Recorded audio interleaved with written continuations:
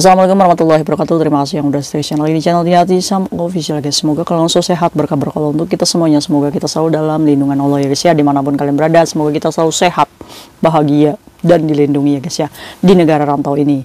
Nah, banyak yang penasaran nih tentang pembunuhan yang di Jepang sana ya guys ya, yang menggegerkan nih guys. Ternyata mereka ini adalah anak overstay ya guys ya, yang bekerja di Jepang. Mereka ini ya kaburan bekerja di salah satu perusahaan yang memberikan mereka pekerjaan ilegal pastinya. Karena mereka ini adalah anak overstay, maka pencariannya memakan waktu yang cukup lama ya guys ya. Nah, ada dua versi nih tentang kejadian yang terjadi. Yang pertama ya guys ya, Kak Yesa mungkin bahas. Nah, memang guys, ditemukan jasadnya dari Mas Aris ya guys ya, dari Pati ini. Nah, beliau ini meninggal di usia, pelaku maupun korban ini rata-rata usianya sekitar 30 tahun lebihan guys. Nah, ini pelaku ini diduga ada 3 orang guys. Yang pertama Dedi, yang kedua Ahmad, dan yang ketiga itu Suwanti guys. Nah, versi pertama dulu ya guys ya. Versi pertama adalah ceritanya seperti ini guys. Mereka berempat ini adalah rekan kerja dan teman ya guys ya. Mereka ini habis makan malam.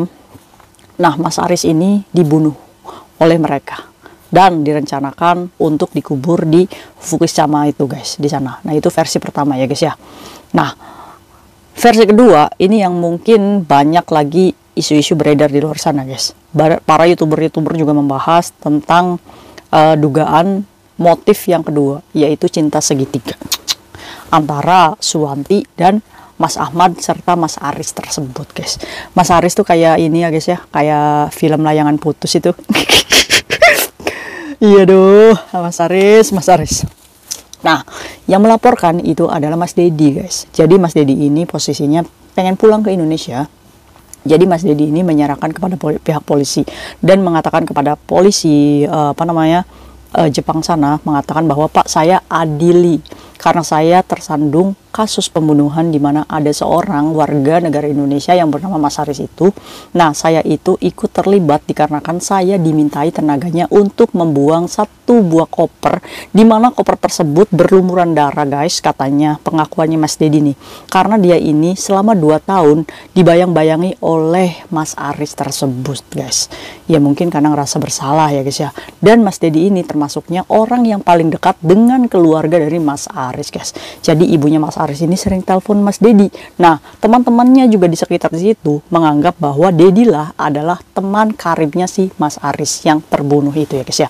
Nah, kebetulan Mas Dedi ini dimintai tenaganya oleh Mas Ahmad dan Suwanti untuk membantu menguburkan jasadnya Mas Aris tersebut. Jadi Mas Ahmad ini sama Suwanti ini ngomong sama Mas Dedi kalau misalkan ini adalah jasadnya Mas Aris, mungkin diancam atau mungkin karena sudah ketahuan terlibat ya guys ya. Jadi Mas Dedi ini ada rasa ketakutan. Nah, sebagai seorang teman, sebagai seorang saudara di tanah rantau, apalagi orang tuanya Mas Aris juga sering nanyain ke Mas Dedi tersebut ya guys ya. Akhirnya Mas Dedi ini mentalnya nggak kuat, selalu terbayang-bayang oleh Mas Aris gitu guys. Akhirnya dia menyerahkan diri atas kasus overstay-nya untuk pulang ke Indonesia ya guys ya. Akhirnya Mas Dedi ini ngomong lah sama polisi sana. Akhirnya ketemulah nih jasadnya Mas Aris. Karena lumayan guys, dari tempat kerjanya mereka ke tempat penguburannya si Mas Aris ini yang di dalam koper itu ya guys ya. Jadi agak jauh guys. Nah menurut Mas Dedi ini ceritanya guys, motifnya itu ya karena cinta segitiga ya guys ya, cemburu. Jadi Mas Ahmad sama Suwanti ini sudah merencanakan untuk membunuh Mas Aris. Kemudian dia ini menggorok kepalanya Mas Aris menggunakan celurit ya guys ya. Kemudian jasadnya Mas Aris ini ditaruh di bak mandi, di shower ya guys ya, biar darah-darahnya itu hilang, terus dimutilasi. Kemudian dimasukkan ke dalam sebuah koper, di mana koper tersebut Mas Dedi dimintai tenaganya untuk mengubur. Kok bisa ya guys ya? Apakah versi ini bisa dipercaya? Ya karena kasus ini masih dalam penyelidikan polisi guys. Dan kebetulan keluarga dari almarhum Mas Aris pun sekarang ada di Jepang guys untuk mencocokkan DNA-nya ya guys ya.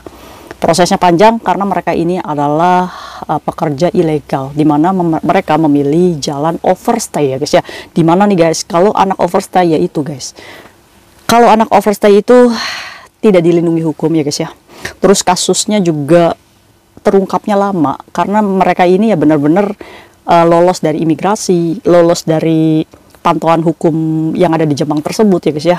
Itulah apa nggak enaknya kalau kita jadi anak overstay ya guys ya. Jadi kita ini nggak terkontrol gitu oleh database tentang tenaga kerja yang ada di luar negeri tersebut. Jadi makanya keluarga kita itu mengalami kesulitan dan mengira bahwa kita itu hilang. Nah, ada dua kemungkinan. Hilangnya anak overstay itu ya dia mendapatkan pekerjaan secara ilegal, atau kemungkinan buruknya ya kayak Mas Aris ini. Dibunuh, nggak ada informasi, nggak ada laporan, hilang begitu aja. Iba ya guys ya, aduh gimana dong, profilnya juga udah pada kesebar semua tuh guys, antara Mas Ahmad, Suwanti, dan Mas Dedi. Kok bisa ya mereka ini membunuh di apa namanya di negeri orang gitu ya guys ya, kayak rumahnya sendiri aja. Aduh, terus guys yang jadi keselnya ini termasuknya juga perampokan juga. Jadi Mas Ahmad sama Suwanti juga mengambil uangnya Mas Aris guys, sebesar 800 yen katanya guys. Udah dibunuh, diambil uangnya. Ini mereka manusia apa bukan sih? Iya, maksudnya gini ya guys ya, kalau memang ini benar-benar diduga cinta segitiga antara Mas Ahmad dan Suwanti serta Mas Aris, iya yang jadi faktor utamanya ya ceweknya ini ya guys ya. Kalau misalkan dia sudah pacaran sama Mas Aris terus selingkuh sama Mas, aduh ruwet banget gitu ya guys ya.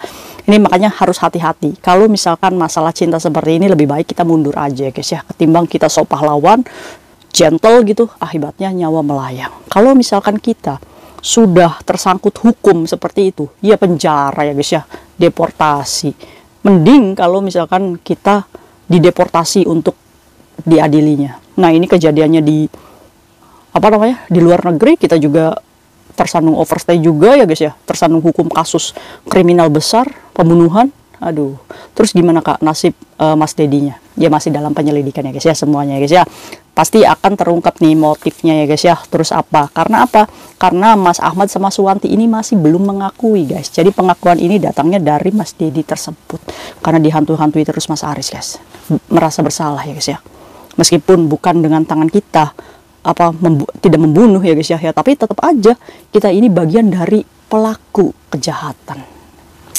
Mas Dedi, kalau aja bisa menolak dari awal ya, mungkin akan selamat. Kalau misalnya kita punya keberanian untuk mengungkap kebenaran, ya saya rasa akan selamat. Kenapa harus ikut-ikutan ya? Mungkin aja Mas Dedi dalam pengaruh alkohol atau apa, ya wallahu alam ya guys ya. Ya mereka ini sudah termasuknya perencanaan pembunuhan. Aduh, ini terjadi pada 18 April kemarin ya guys ya. Menggempar, heboh nih guys. Sampai Hong Kong juga ya guys ya. Nah, buat kalian apa nih pesan moralnya? Pesan moralnya hati-hati dalam berteman. Kalau dalam hubungan percintaan hati-hati ya guys ya. Kalau misalkan kita memang udah nggak cinta sama cowok yang satunya, ya udah kita putusin dulu ya guys ya, sebelum kita menjalin hubungan dengan orang lain. Nih kalian nih ya, para ciwi-ciwi nih, jangan macam-macam dengan perasaan orang guys ya. Karena kalau kita sudah memainkan perasaan orang, ya untung aja bukan ciwi-ciwinya yang dibunuh ya guys ya. Aduh, ngeri deh, ngeri. Hati-hati. Jangan pernah overstay guys ya. Nggak enaknya kita bekerja, tetap bekerja secara resmi. Menurut kalian versi mana nih yang paling mendekati kebenaran? Iya guys, karena versi pertama mereka ini makan bersama terus dibunuh Mas Arisnya. Versi kedua dibunuh di rumah gitu. Terus Mas Dedi ini ketiban sialnya ya guys ya. Ya kita doakan semoga almarhum Aris ya guys ya, pembunuhan mutilasi ini yang ada di Jepang diampuni segala dosa, iman Islamnya diterima ya guys ya, keluarganya diberikan ketabahan dan segera mendapatkan keadilan. Ini berdampak buruk banget kepada pekerja migran Indonesia, termasuk juga di Hong Kong. Kita mendapatkan cap buruk ya guys ya, karena Indonesia ini sudah termasuknya pembunuhan besar. Semoga tidak ada lagi, apalagi di Hong Kong ya guys ya, dijauh-jauhi deh. Apalagi buat kalian nih yang punya pacar pakai inang gitu. Atau negara apapun, warga negara asing, hati-hati ya guys ya, karena jangan pernah memainkan perasaan orang, apalagi uang juga bahaya. Hindari, baik-baik aja ya, berteman sewajarnya aja. Mungkin itu aja guys yang Kak Yeti sama bahas hari ini, semoga bermanfaat untuk kita semuanya. Hati-hati, see you next video. Assalamualaikum warahmatullahi wabarakatuh, bye bye.